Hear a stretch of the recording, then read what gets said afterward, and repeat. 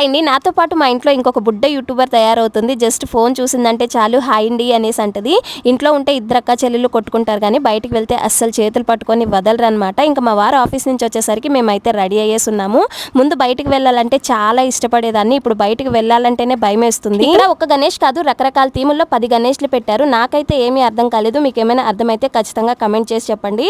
మా బుడ్డది వెనక ముందు చూసుకోకుండా ఎవరిని పడితే వాళ్ళని లాగేసి కొట్టేస్తుంది. వాళ్ళు వెనక తిరిగి చూసేసరికి చిన్నపిల్ల కదా అనేసి నవ్వేసి ఊరుకుంటున్నారు. అసలు ఒక్కొక్క గణేష్ ఒక్కొక్క వెరైటీలో భలే ఉన్నారు. అసలు ఎలా చేస్తారా అనిపిస్తుంది. మనకేమో ఇంట్లో ఒక చిన్న మట్టి గణేష్ చేయడానికి చాలా కష్టంగా ఉంటుంది.